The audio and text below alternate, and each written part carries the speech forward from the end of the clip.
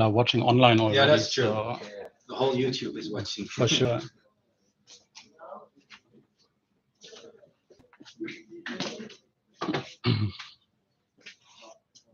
I'll just close that door.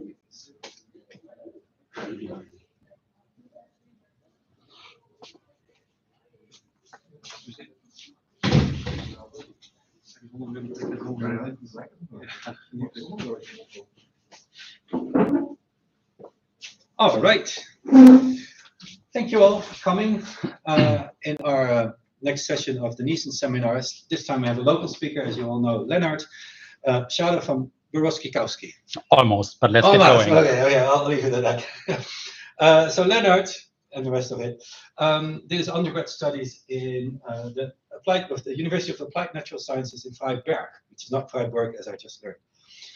He then went on to do his PhD in Zurich, in ETH, with Tobias Erb and Julia Vorholt, where he started to work with bacteria and engineer their capabilities to apply it to other things, in this case, to capture CO2.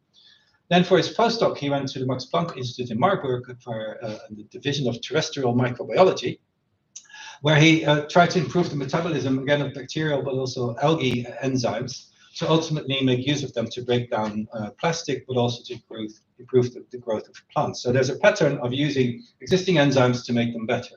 And when he then started his own lab here in November of in 2021, he decided to study the bacterial metabolism to break down plastics. So one day, when we can finally throw away plastics in some kind of a soup and we see them dissolve in front of our eyes, we will be thinking about this talk by Lennart, who will save the world from becoming one big plastic soup. So with that, the floor is yours, and we look forward to the rest of the talk. Thank you for that introduction. Not so sure about that bit about the plastic soup, but I hope that nevertheless I can present you some nice stories about studying bacterial metabolism, bacterial enzymes, and applying them for synthetic biology and eventually biotechnology. So you might already have understood by now that this is not one of the typical NeCEN talks where there's 45 minutes of hardcore structural biology with one structure after the other. I'm very happy to have one project together with Meinert at Co now, with structures that were gathered at NeCEN. I'm going to talk about that at the very end. But before that, I'm going to talk about a few other projects from my past, from my earlier career stages, because for this talk, I tried to collect everything that has a little bit of structural biology in it to give you different examples how, let's say, non-experts like me, microbiologists and biochemists can make use of that, and why it's great now to have NeCEN in the neighborhood.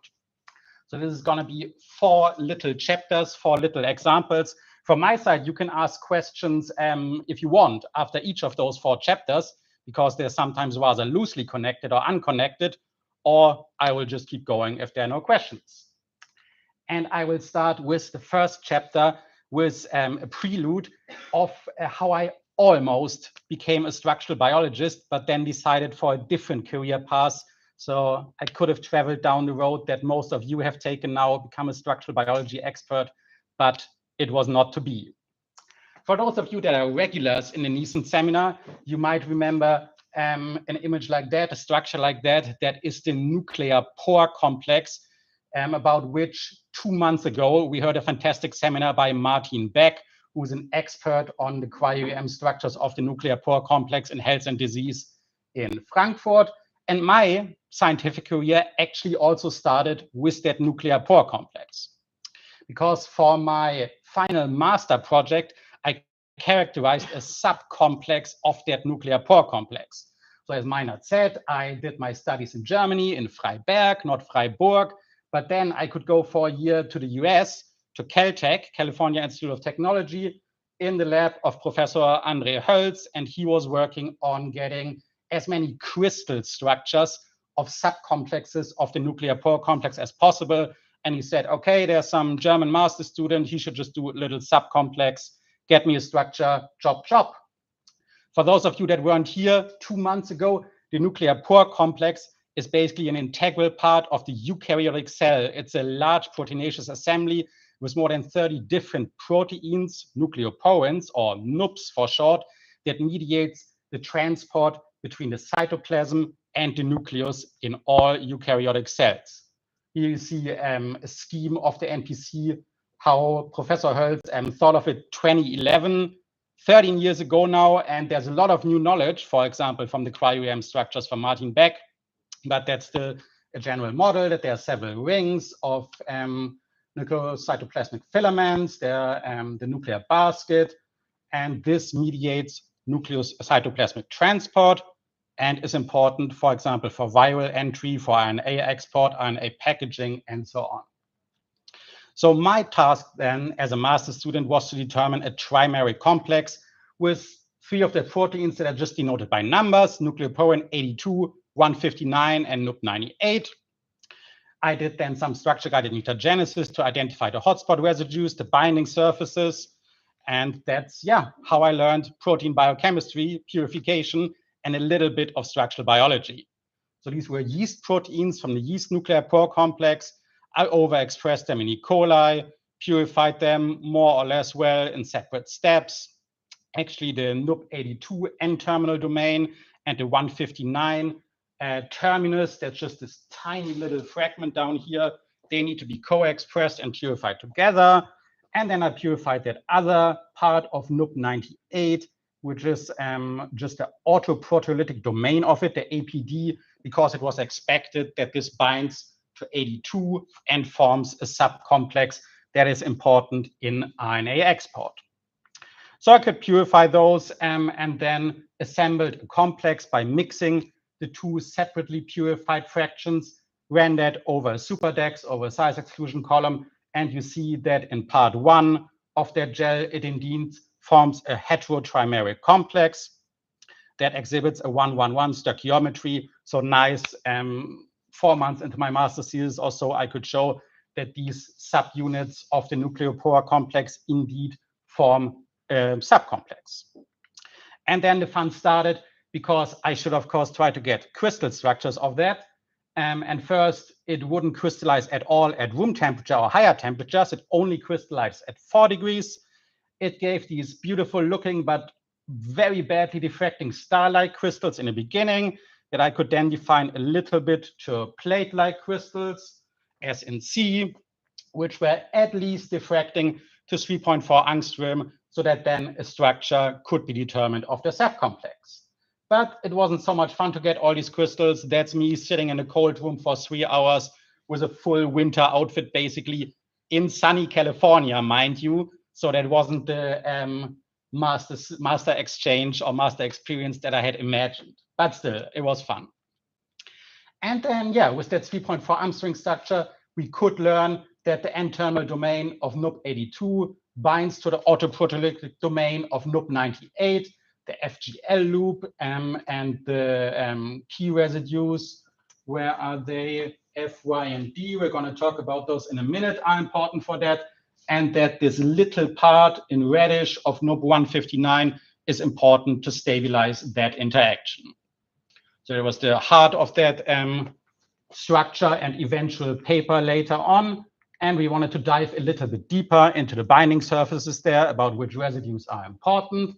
So we determined that F290, Y295, and D24 should be crucial for binding. The previously mentioned FGL loop is also important for binding. And well, what then? Okay, the master student has to mutate all these residues and determine that they're really important for binding, so that binding is inhibited or doesn't take place at all anymore when you have these mutated versions of the core binding partner NUP82. So that's what I did, generated, 5 different mutant versions of the NUP98, of the NUP82, 1 mutant version of the NUP98, and in different combinations checked their binding. And basically the predictions, even though there wasn't much modeling so far going on in 2011, 2012, was always correct. So you see binding between the wild type subunits is always given. In some cases, disruption of a part of the binding interface is tolerated, but when the key residues like the DFY combination is mutated, then no binding takes place anymore. So there was the biochemical confirmation of indeed these key residues. Then we did a bit of in vivo stuff for that paper, putting the mutated versions in yeast, and seeing that there was also defects in RNA expert. So far, so good. Nice little story. I was happy to have that for my master project. But what then made me a bit apprehensive on continuing in that direction, on purifying these sometimes hard to get nuclear pore proteins and getting these high value targets in general for structural biology, which mainly meant crystallography at that time, was the sheer work effort required. So you can't fully see it there, but these 9 incubators, that wall of incubators was what was present in the Holz lab at the time. So 9 incubators, space for 8 flasks in each one, 1.5 liter medium per flasks. And especially for these triple mutants, for the DFY mutant and for the mutant with the LILF 5-fold mutation, I had to produce 72 liters of culture to get 1 to 2 milligram out and use that in one of those binding assays. I learned a lot about doing efficient culture growth and harvesting there, but yeah, it was tiresome and sometimes a bit boring work. So I thought in the future, I still want to work on proteins, but maybe look at other targets. Maybe bacterial proteins can also be exciting and easy to get. So that, yeah, was when I decided not to travel down that road of structural biology, at least regarding the nuclear pore complex any further, and switch to bacterial enzymes, because metabolism, bacterial metabolism especially, is something that I always found very fascinating and that I wanted to learn more about and study in my PhD project. Are there questions about the fascinating nuclear pore complex at that time? If not, let's continue with what was a large part of my PhD project, the work on the so-called catch cycle, a synthetic CO2 fixation cycle to more efficiently fix that greenhouse gas. So why is it important to do that? I mean, plants, they're right there, they're outside everywhere. Obviously, they fix CO2. They do. They fix CO2 with a biochemical pathway called the Kelvin-Benson-Basem cycle with its key enzyme Rubisco, of which different versions exist. CO2 is fixed into biomass, and that is quite literally why this planet looks the way it looks like. Because cyanobacteria came up with this Rubisco enzyme 2 to 3 billion years ago. They started fixing carbon dioxide, they produced oxygen. This transformed the planet. This created oxygen in the atmosphere, and it created all the biomass, all the plants that we see today, which ultimately come from cyanobacteria. So far, so good. But why then this project of creating an artificial CO2 fixation pathway? Well, it's true that carbon fixation via Rubisco creates nearly all biomass on Earth, but Rubisco is actually not only a slow enzyme, but also a rather inefficient enzyme. What do I mean with that? Well, Rubisco is not capable of catalyzing only one reaction, but 2 quite different reactions. So it takes its substrate, a sugar, a double phosphorylated sugar, ribulose 1,5-bisphosphate, and can link CO2, carbon dioxide, to that sugar. And what you get out then are 2 molecules of 2-phosphoglycerate, a C3 unit. But it can also do the same reaction, but not with CO2, but with O2, molecular oxygen, which initially 2 to 3 billion years ago was not really present in the atmosphere. So Rubisco did not have to learn how to discriminate between CO2 and oxygen back then. But nowadays, there is oxygen in the atmosphere, around 21%, I believe. So that makes it quite frequent that this unwanted side reaction of Rubisco takes place, which means that you then get out phosphoglycerate, but also phosphoglycolate, a C2 metabolite that the cell cannot really do anything with. So this biomass generation is desired, but the oxygenation reaction with O2 leads to a process called photorespiration that's undesired. But it takes place in all photosynthetic organisms that are out there, and each plants you see. Therefore, plants and algae and cyanobacteria had to evolve ways to deal with that. And they did that. Phosphoglycolate can be detoxified and recycled. There's a bunch of different pathways with it. We don't need to go into the details here. It's a bit more complex, as you see. But the summary is that these 3 key pathways that do that release carbon dioxide again. And in one case, also ammonium. So I think you realize it's a bit inefficient to first fix CO2 with Rubisco and then directly release CO2 again because of that annoying side reaction with oxygen. Plants and other photosynthetic organisms have found ways to deal with that, but it means that just looking at the efficiency of CO2 fixation, pathways with Rubisco, the Kelvin-Benson-Basem cycle, are by far not as efficient as CO2 fixation can be. And that's where my PhD project basically started, because my PhD promoter, Tobias Erb, had come up with that scheme of the catch cycle, a synthetic pathway for CO2 fixation, in which about 12 or 13 enzymes, I believe, should form a cyclic pathway with 2 different CO2 fixation reactions. Those notably are not carried out by Rubisco, but by other carboxylating enzymes named CCR, crotonyl-CoA carboxylase, and PCC, propionyl-CoA carboxylase. So these are all naturally present in different bacteria, not in plants or other photosynthetic organisms. And the idea here was, can we purify all those separate enzymes, put them together in a test tube, and see if they fix CO2 into a product, which in this case would be the C2 molecule glyoxylate, which then, of course, is only a stepping stone for further biosynthetic efforts. So that sounded fun for me, because you could purify a lot of enzymes, get them clean, hopefully, but also learn a lot about metabolism and create new metabolism along the way, at least if that cycle works. And so me and my colleague Thomas Schwander started out with purifying them all, putting 13 C-labeled CO2 into a test tube together with these purified enzymes, and see if you get out either the product glyoxylate or at least 13 C-labeled intermediates of that catch cycle, which would mean that the whole cyclic pathway would turn 1 or more times, ideally.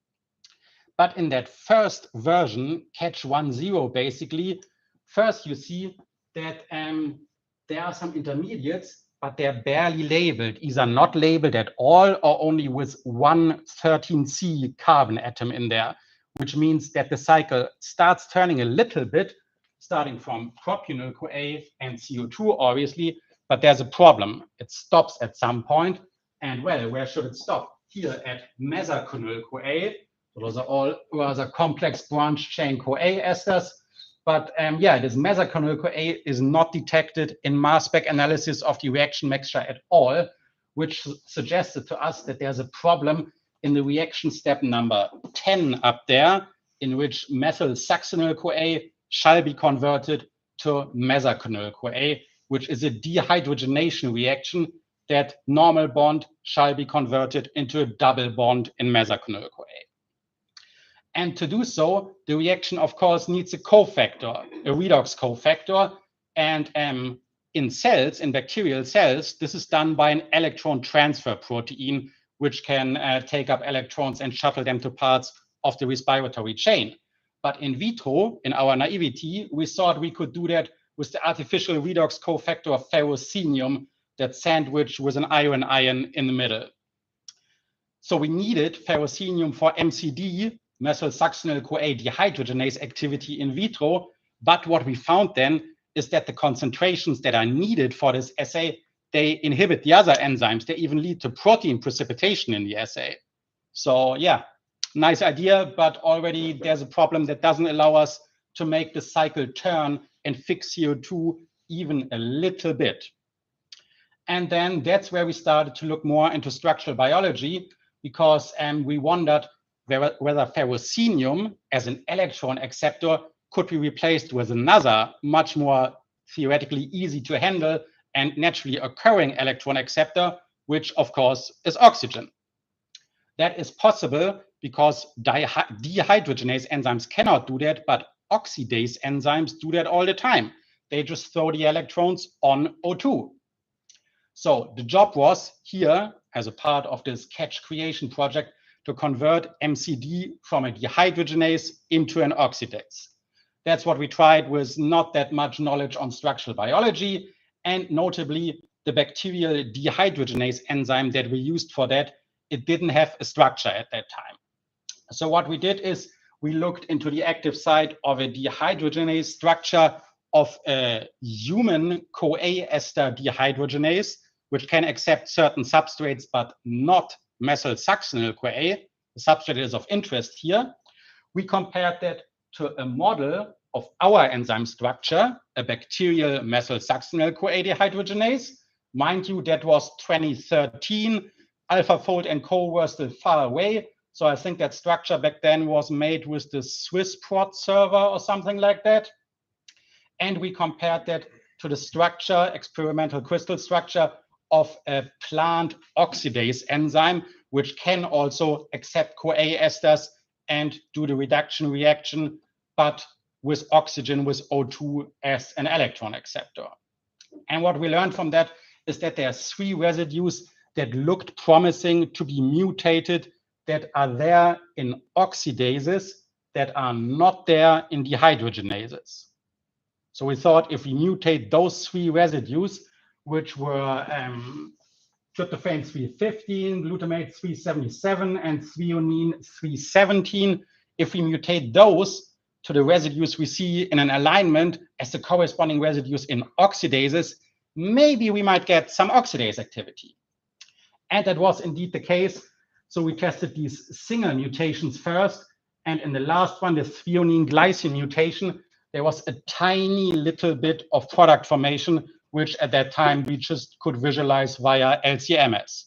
So that means mesacenyl-CoA is formed from methylsuccinyl-CoA by the single mutant dehydrogenase enzyme. And then we went ahead and created combinatorial mutants in which either 2 or all 3 of these 3 residues were mutated.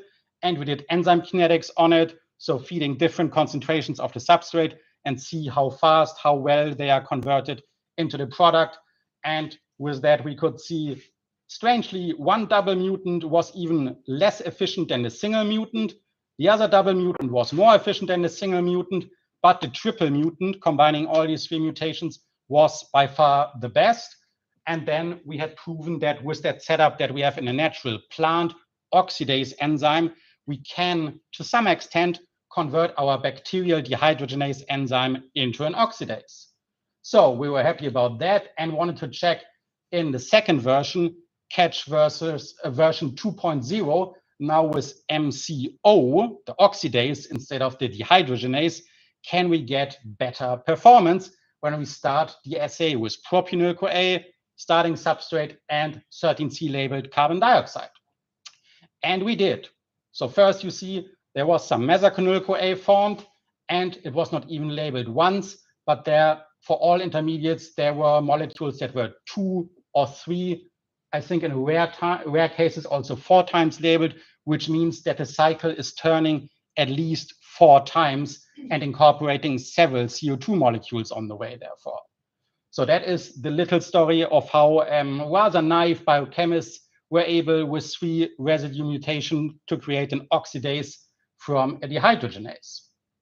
So that MCO enabled continuous operation of the catch cycle and enabled us to go all the following steps, because that was the starting point to do 3 to 4 other versions of the catch cycle in which we added some enzymes, took other enzymes out, engineered one more enzyme to abolish its site reactivity, and therefore create a system that in vitro at least can fix CO2 quite well.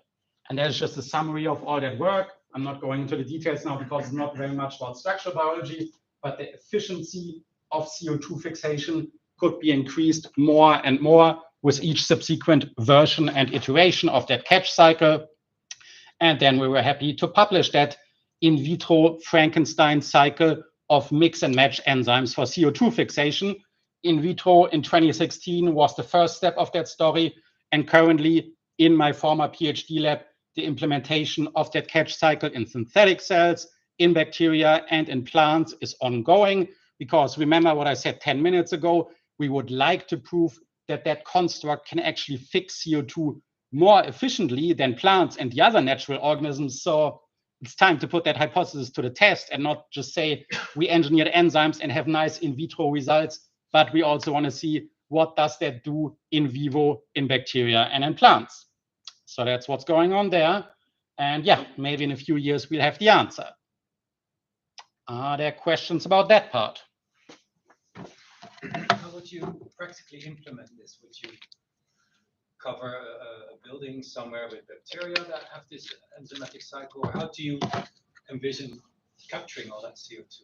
That is the most frequent question one gets. So it's either having engineered bacteria that are then there in large bioreactors and turn CO2 into a desired product, or what at least my supervisor is always pitching, to really replace Rubisco plants with that and have engineered plants that are then fixing CO2 just like plants do, but more efficiently.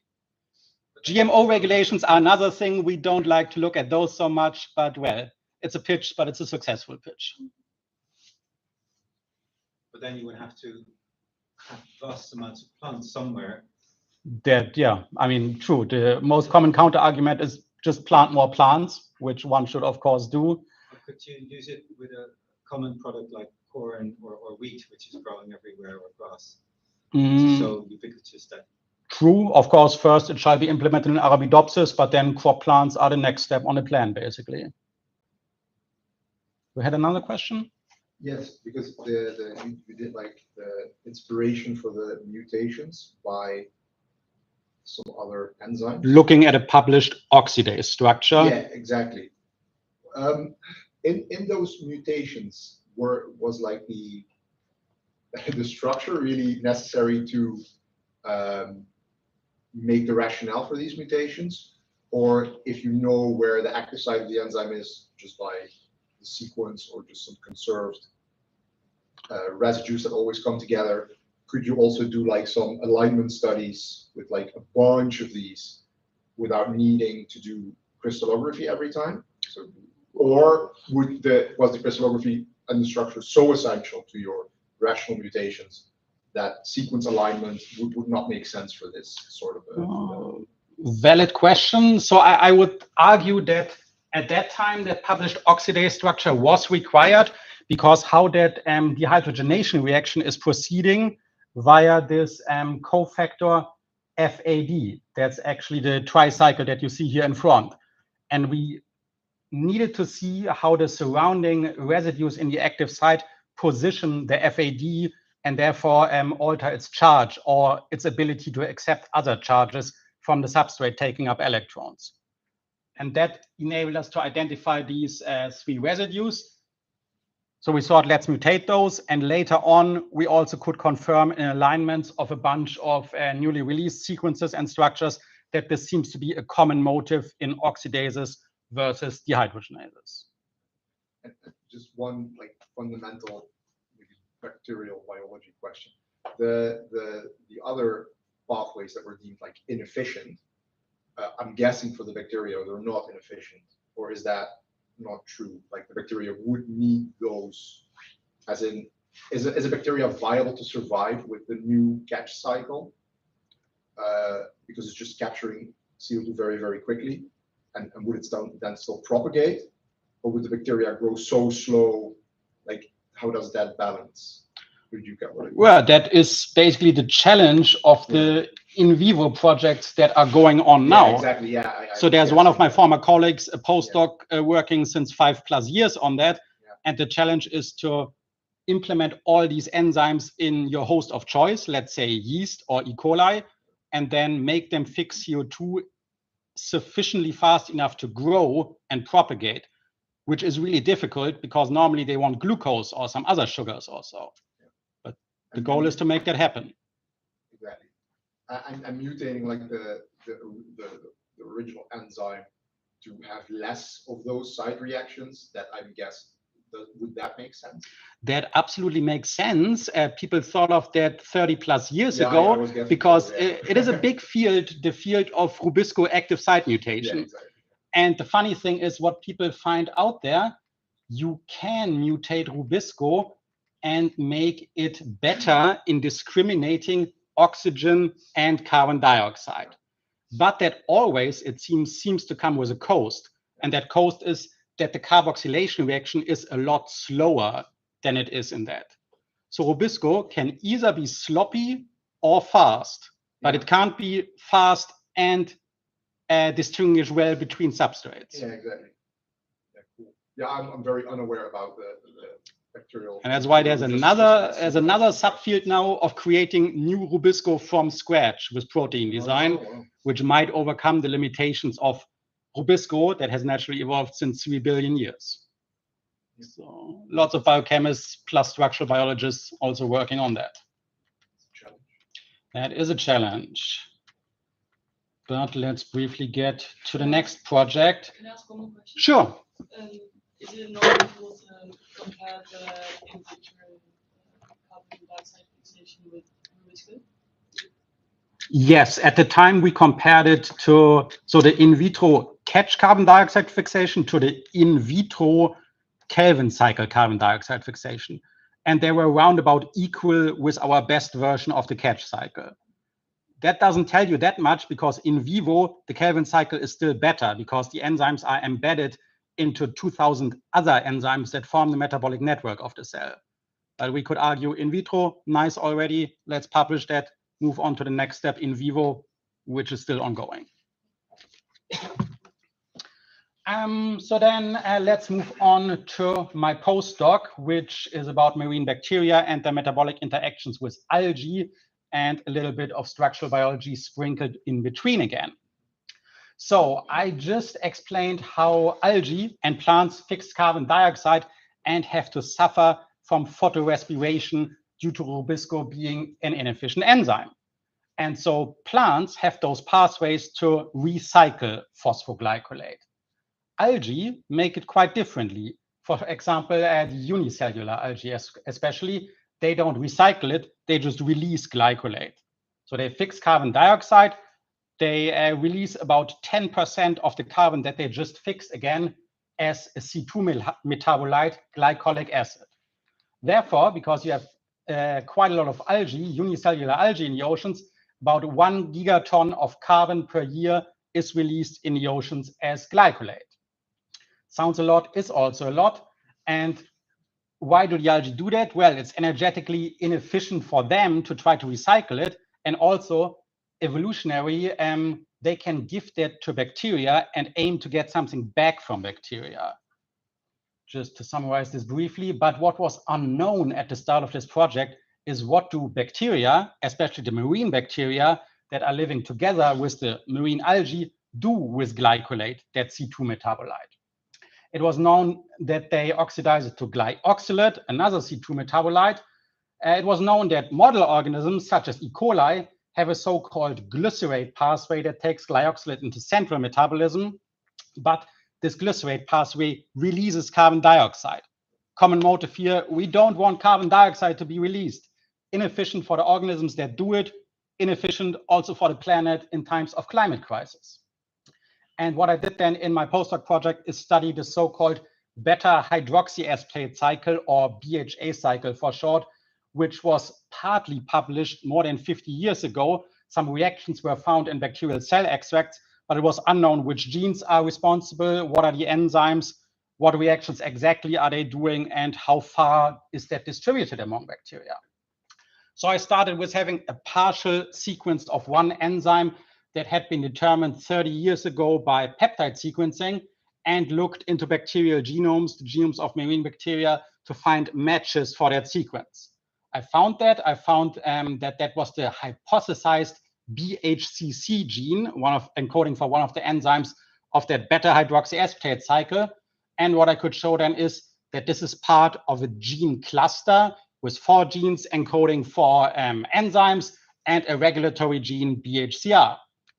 So I went ahead and purified those 4 enzymes and 1 regulator because I wanted to study what reactions do they really catalyze, what is this beta-hydroxyaspartate cycle, and to summarize that, 1 molecule of glyoxylate, remember this comes from glycolate from the algae, is fused together with glycine to get beta-hydroxyaspartate.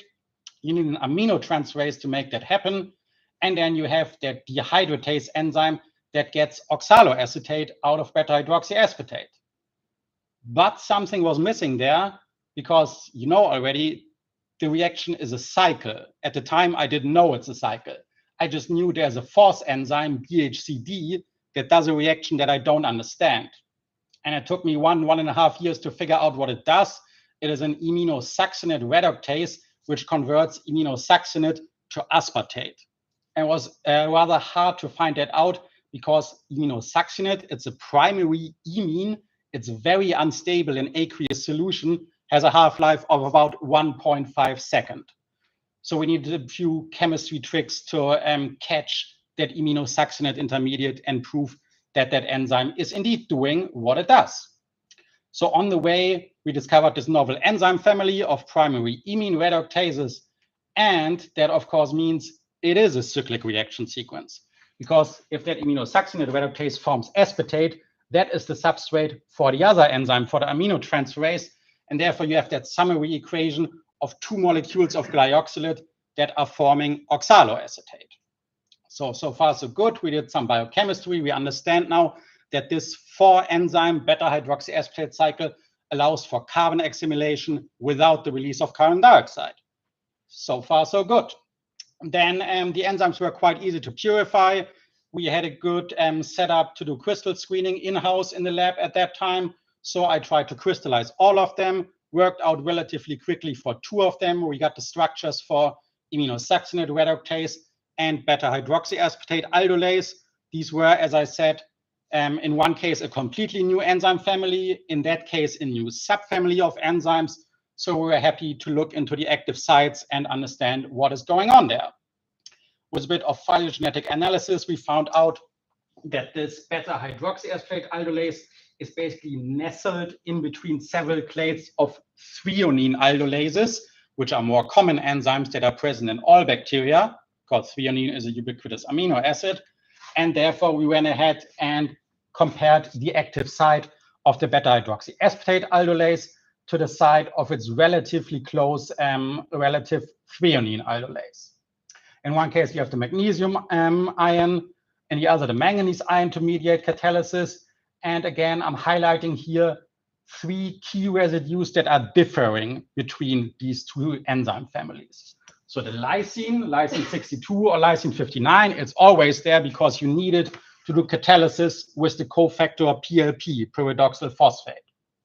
But in the newly discovered beta-hydroxyaspartate aldolases, you have alanine 160 and 195 and serine 313 that are in place of the 3 residues marked over there. And we did also mutational studies that basically those 3 residues determine the efficiency of conversion in the aldose reaction of these 2 separate enzymes. Similar story for the aminosuccinate reductase. We did phylogenetic analysis to find out which enzymes are closely related. Here you see the closest relatives are actually dehydrogenase and pyrrolocarboxylate reductase. There were at the time no structures of those enzymes. So what we did is compare it to its next close relative, alanine dehydrogenase from Archaea. And we again compared how can electron transfer from substrate to cofactor, NAD, NADH, take place, and how are key residues in the active site mediating this. What we still don't really understand is how that enzyme actually makes it happen to grab this very short-lived substrate, aminosuccinate, quickly enough so that it doesn't degrade. We did kinetics with that, which was quite difficult to do because the substrate degrades so quickly, but we don't really understand if it's stabilized or if it's just due to a very high Km for its substrate. I should write a grant on that and find out a little bit more. And then just to wrap up that story, we did genomic and metagenomic analysis. And by that, we could find out that this newly discovered pathway, beta-hydroxyaspartate cycle, is really globally spread, especially in marine bacteria, in terrestrial also to a lesser extent, and that it's 20-fold more abundant than the other pathway that I mentioned previously, the glycerate pathway. So that underlines a little bit how marine bacteria can make efficient use of that glycolate that algae provide to them and don't release CO2 on the way. And we capped that off with doing some field work, with going to Helgoland, an island in the German part of the North Sea, taking samples and basically correlating abundance of algae with abundance of the transcripts for the key enzyme of the beta-hydroxyaspartate cycle. Was good fun to travel there, take samples, and then analyze bacteria and algae in the lab. And that, yeah, really made it possible to round the story off and say, we discovered a new pathway, we did the structural biology, and we see it's quite relevant in nature, and this was totally overlooked so far. With that, I think I'm at the end of that second to last part of the talk. Any questions, or should we come finally to the NeCEN structures? The final product of that cycle, the oxalate something, is it toxic as well? No, it's oxaloacetate, which is a metabolite in the citric acid cycle, which is anyway present in every cell. Okay. So basically, the bacteria take up the algal metabolite and funnel it directly into the TCA cycle, which enables them to do easily biosynthesis with that. Easy. When these proteins form complexes together, so you have this primary amine. Is it somehow shuttled into the opposite of the next enzyme in the cycles that Good question. We had that hypothesis back then that the imine reductase and the previous one might form a complex. I just did a few experiments, basically incubated two enzymes together and see if they stick together on a superdex. They did not, but of course, it's not really a proof that this is not happening. Experts like you might know other methods to check that more carefully, and we might be doing that in the future. All right, then moving on, or just capping that off.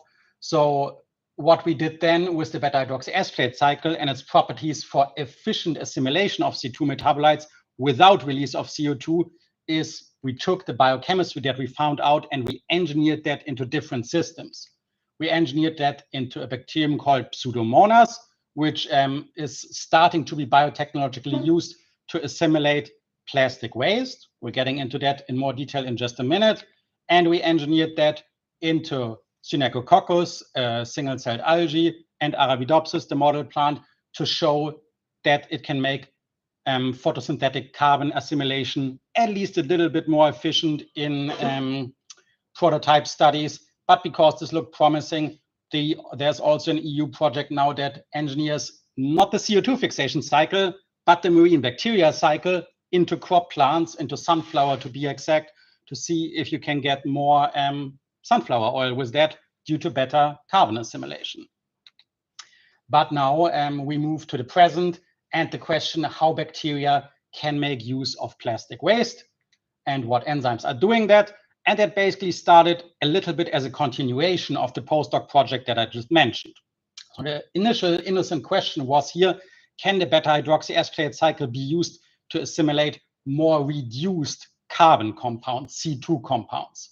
And concretely, that would be ethylene glycol, 2-carbon 2-hydroxy group alcohol. And we studied that in Paracoccus nitricans, the same bacterium that I used to unravel the beta-hydroxyaspartate cycle already. And what you see in that growth curve, well, it can be used apparently, but the bacterium is growing much, much slower on ethylene glycol than it grows on glycolate. So just 2 reaction steps are required to oxidize ethylene glycol, the alcohol, to first it's a corresponding aldehyde, glycol aldehyde, and then the hydroxy acid glycolate. And we hypothesized that that conversion of ethylene glycol to glycolate is the rate limiting step. And you might wonder now, what does it all have to do with plastic? Well, ethylene glycol is the monomer from which PET, polyethylene terephthalate, the ubiquitous plastic from which you make bottles, food packaging, and so on, is formed. And when that plastic is broken down, either chemically or biochemically, then you get ethylene glycol, which you can use again in chemistry or in biotechnology.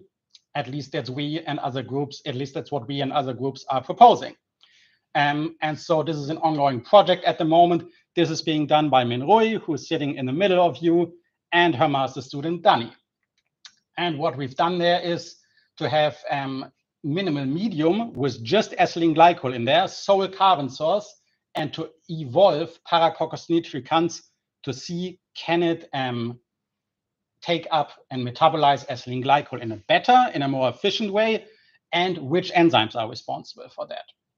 So we got evolved strains, EVO 1 to 3 to make it short, which indeed can grow quite a bit faster on ethylene glycol. That's promising. Then we did proteomics of the wild type strain and the evolved strains growing on ethylene glycol and compared them to the same strain growing on the more oxidized substrate glyoxylate. And that's how we identified the enzymes of interest in that project here, which are two dehydrogenases, ETGA and ETGB, and a regulator next to it that we termed ETGR. And we hypothesized that these enzymes convert ethylene glycol first into glycolaldehyde and then into glycolate. And yeah, here we show again that this ETGA and ETGB enzymes are among the most strongly upregulated enzymes in our proteomics dataset. And what Milroy did is then purify those two enzymes, which went quite well, and characterized them biochemically. And here we can see they can definitely convert different alcohols into their corresponding aldehydes. Milroy did a lot of detailed kinetics with that and could show that ethylene glycol is converted much less efficiently than the primary alcohol, ethanol, also much less efficiently than longer alcohols like propanol or butanol.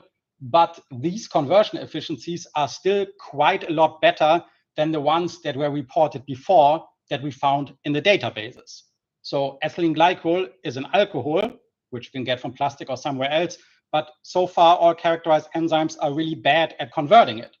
So we were happy to have found a more efficient enzyme. We also checked the reactivity of the enzymes at different temperatures, scales quite well with temperature, looks nice. And that's when we got this email of a certain Mindert who proposed who wants to characterize samples with cryo-EM in a project called EM for Me. So we delivered some purified samples there, and a year or two later, we should look at the dates again, that's what we got out, thanks Mindert and co. And we got the structure of the alcohol, or more specifically, ethylene glycol dehydrogenase, ETGB, and we can in detail look into its active site and compare it to the active site of other previously characterized alcohol dehydrogenases. And the key question here was, is this alcohol dehydrogenase somehow predisposed to relatively well accept larger substrates, such as ethylene glycol, or what are the key factors in converting this alcohol in comparison to other alcohols? And we found that our alcohol dehydrogenase has those two key residues, threonine 44, histidine 47, which, as we found out when looking into literature, mediate hydride transfer to the cofactor NAD+ to form NADH. And we wondered whether those residues might be too bulky to accept the substrate ethylene glycol, which is bigger than ethanol, in a good way, and if we could improve catalytic efficiency by replacing those with isofunctional but smaller residues. So we started with this mutation work. We created 3 mutants, in which one in which threonine was converted to serine, the other one in which histidine was converted to asparagine, and combining them to get a double mutant. And we characterized them with ethanol, with ethylene glycol, of course. I think that didn't work out so well from what we see there, because actually the conversion efficiency with ethylene glycol is highest for the wild type, as you see. Doesn't get better with the mutants, gets worse. But we tested them with one other substrate, with propylene glycol, which indeed has a much higher conversion efficiency with one of the single mutants, histidine 47 asparagine, and even higher than with the double mutant. What is propylene glycol, you might wonder? Well, it's ethylene glycol with an additional methyl group attached. So this shows our hypothesis that these residues might be too bulky, might be somehow in the way, was somewhat correct, because we can get better conversion of a bulky alcohol substrate, propylene glycol. But for ethylene glycol, our substrate of interest, this is actually not doing anything. And if we want to improve catalysis with ethylene glycol, seems like we need to invest a little bit more work. And that's what is ongoing right now. We're creating mutant libraries of that ETGB enzyme. And we don't want to purify and characterize these thousands and thousands of mutants that theoretically can come out. So we devised a screening approach in which we have a E. coli strain that has 11 mutations, I believe, 11 gene knockouts, and is therefore dependent on an alcohol dehydrogenase that can efficiently convert ethylene glycol into its corresponding aldehyde, glycolaldehyde. So when you grow this E. coli strain on a certain substrate combination, it can either only grow when you add glycolaldehyde to the medium, and the more glycolaldehyde you add, the better it grows. That's what you see in the many colored growth curves over there. Or you can add the enzyme, the alcohol dehydrogenase, that converts ethylene glycol to glycolaldehyde, and add ethylene glycol to the medium and then get growth. And that's what we're busy with right now. This is just a proof of concept that this selection strain without our alcohol dehydrogenase does not grow at all. And with the wild type enzyme, there is growth. Well, at least there's growth up until 20 hours or so and an OD of 0.5. It works, but it doesn't work super well. But it's actually promising that we can use that as a screening tool to get better enzymes for conversion of ethylene glycol. So we want to do that. We want to screen. We want to find out which residues are important there, and then look into the existing structure. Where are they? Are they in the active site? Are they in the second shell? And probably, if we find good enzymes, we want to get structures of them again and see what's going on there. So good to have NeCEN in the neighborhood, hopefully. That is so far this project about ETGB, but Minroy didn't stop there. She also characterized ETGA, the aldehyde dehydrogenase, mediating the second step of catalysis in there, and could show that this is also done with higher efficiency than enzymes that were characterized previously, but that acetaldehyde, the corresponding aldehyde to ethanol, is still converted with a higher efficiency than glycolaldehyde. And we also got the structure of that enzyme via the EM4Me project with a little bit of density missing in one of the 4 monomers of that homotetramer there. But experts assured us that's not bad. We can publish it, and we can compare its active site again to the active site of another previously published aldehyde dehydrogenase. And the main thing I think that we can see here is that this aldehyde dehydrogenase is really optimized for substrates of a small size, because here we have a bulky residue, here we have a bulky residue that are in the vicinity of where in that structure the cofactor NAD+ is. And here we have a rather bulky substrate. There's an indole ring and then an aldehyde attached there. And that is only possible in that enzyme because we have a glycine here, but here we have those aromatic residues. So you simply can't fit the substrates that are that big into the active site of our ETGA. So that enzyme seems to be relatively well suited for its job already, and we don't try to mutate it for now. Just wrapping up that part of the talk and the talk in general, we also did genetics. We deleted the transcriptional regulator and could show that this is an activator of this ethylene glycol gene cluster. And we did promoter probe strains. So we wanted to see how is expression of that gene cluster mediated on different growth substrates. In short, you see here fluorescence in red is not going up on succinate. Well, why should it? Succinate is not an alcohol. It's also not going up on glycerol. Glycerol is an alcohol, but it doesn't seem to trigger expression of the gene cluster. But ethanol, and more importantly, ethylene glycol, that does trigger the expression of the gene cluster. So that's a bit of microbiology attached to that study about mainly biochemistry and structural biology.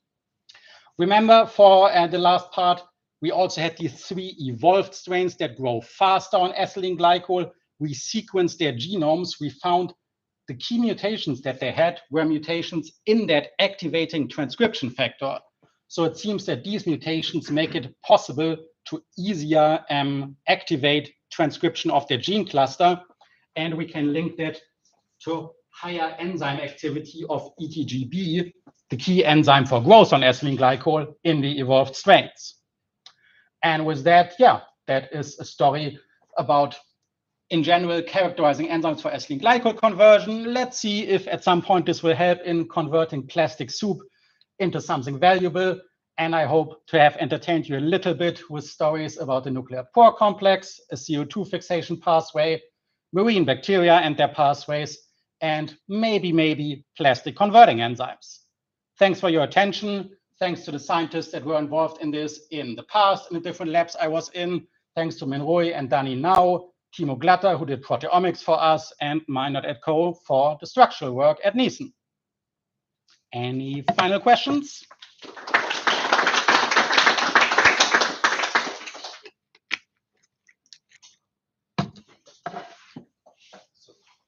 Just back to the ethylene glycol story. It seems like one of the rate limiting processes in converting heads would be actually cleaving it into these ethylene glycols. Are there researchers working on that as well? And how bacteria that do that as well? So that whole research field started in 2016 when Japanese researchers discovered one bacterium that can really break down plastic bottles. The enzyme for that was identified. It's very cool that it does that, but it is super slow. And since then, various groups are working on finding either other natural enzymes that do that better or engineering the first enzyme to do that better. So important and growing research field that is ongoing. But to be honest, I didn't want to get into that because it is really competitive. And as a rather new PI, I think they're more worthwhile targets.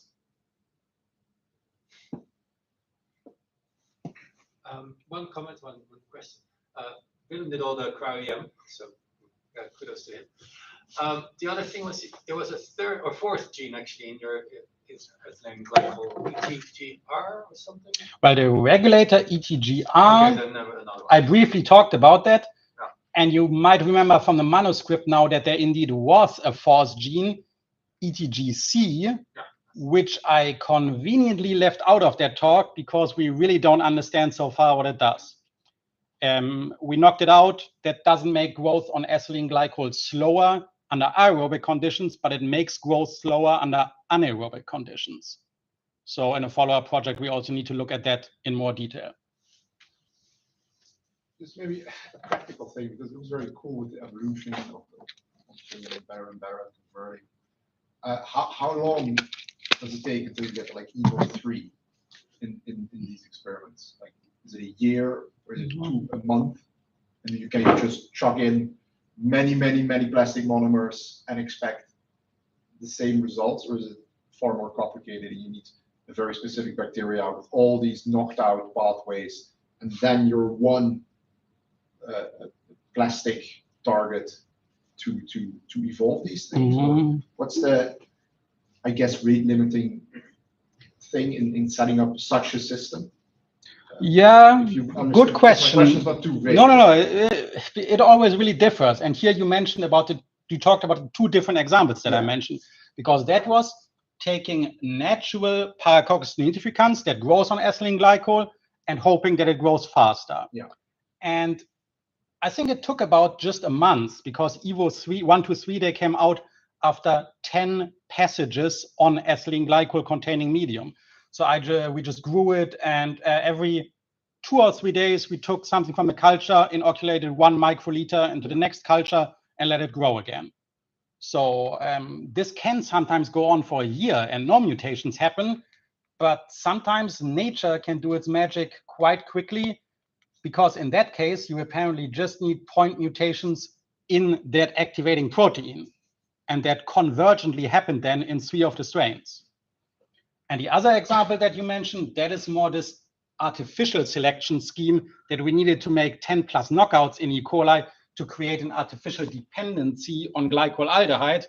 And in theory, it should work out easily. We just put our library with 1 million enzymes in there and screen for the best one. But yeah, think about the practicalities. There's 1 million of colonies then. What's the best way to screen them? Yeah. And so on. Yeah, very cool.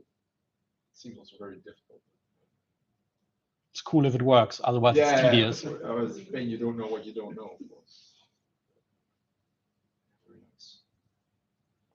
But like, are you? Okay, no, never mind. Sorry. Feel free to ask. Maybe later. I have to think about it a little bit, I think.